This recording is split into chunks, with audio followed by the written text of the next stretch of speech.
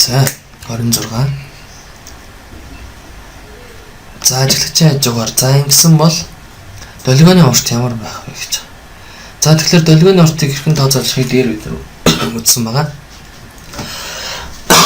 Долгионд орох хурдыг үер үржүүр. Тэгвэл 15 өдөр өнгөрсөн хугацаа өгдөж байгаа учраас өөрөөр хэлбэл хэлбэлцлийн тоо болон хэлбэлцэл хийсэн хугацаа бидэнд өгөгдсөн байна гэж үзэж болно гэсэн. Эндээс хэлбэлцэл хийсэн хугацаа хэлбэлцлийн тоо мэдэж байгаа юм бол хэлбэлцлийн үеийг бид нэр хялбархан тооцоолж болно. Нийт хугацаагаа хэдэн удаа вэ гэдэгтэй харьцуулах юм бол хэлбэлцлийн үе гарч ирнэ. Ингээд долгионы уртыг тооцоолохдоо долгионд орох хурд бид нар 4 м/сек, үе маань 2 секунд гэж олцсон учраас 8 м гээд тооцоолж болох нэ гэсэн үг. За дараагийн хэсэг. За энэ харин гайгүй тод харагдах шиг.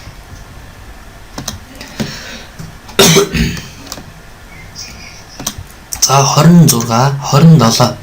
За 27 гүшин шууд хариултыг бичээд орчихсон байна. За яасан бэ гэхээр энэ илүү хэлбархан байх байхаа гэж санаж байна. Мэдээж хэлбэр 20-с 20 персент авч чадав. Хүн сонсох чадвартай байдаг. За 28. Мөн хэлбэр тохиолдол байсан учраас өгшнөр өгсөн байна.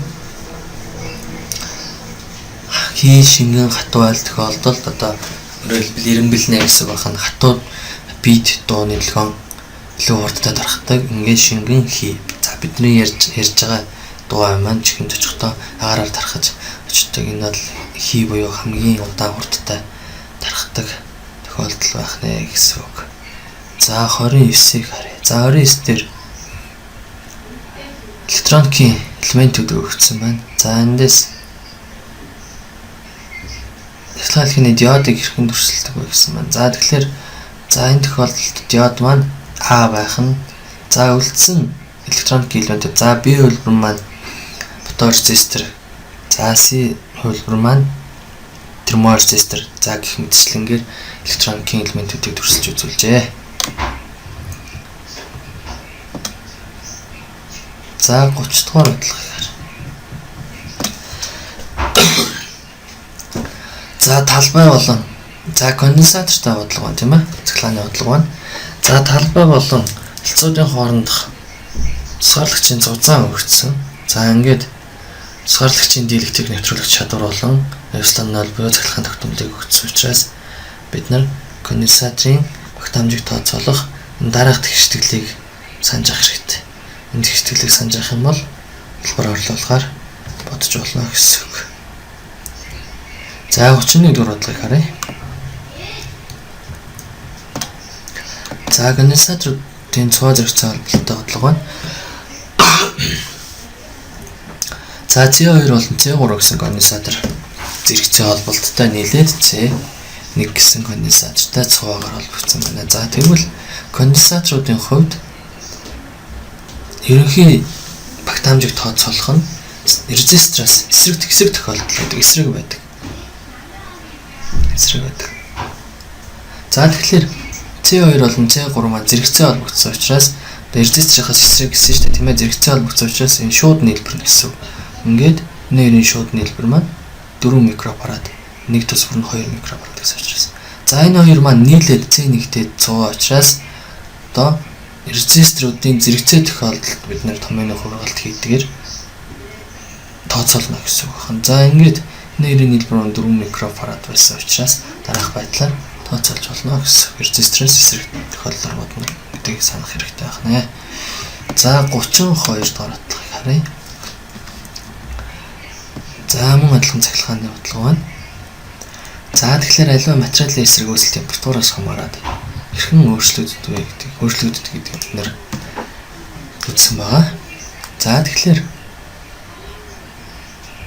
өөрчлөсөн материалыг 100 градус Цельсиус хүртэл халаахад эсрэг үүсэл нь хэрхэн өөрчлөгддөг вэ гэдэг. За тэгвэл энийг хэрхэн тооцоолдог.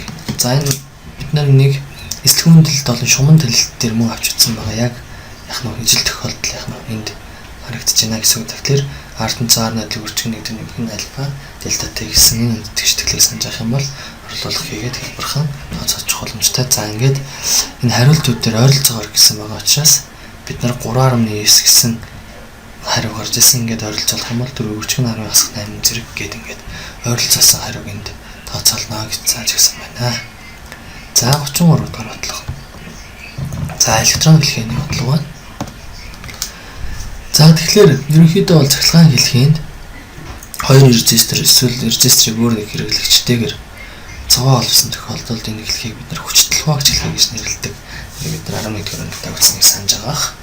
За тэгвэл хүчтэй хуваагч хэлхээний хувьд хүчтэй хуваагчийн коэффициент гэсэн ойлголт гарч ирдэг.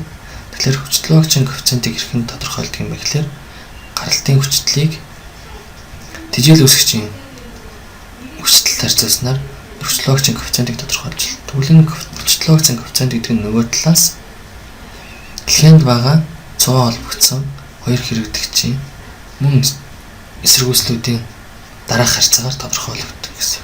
За энэс эхлээд хүчтэй хуваагчийн коэффициентийг тодорхойлчих нь.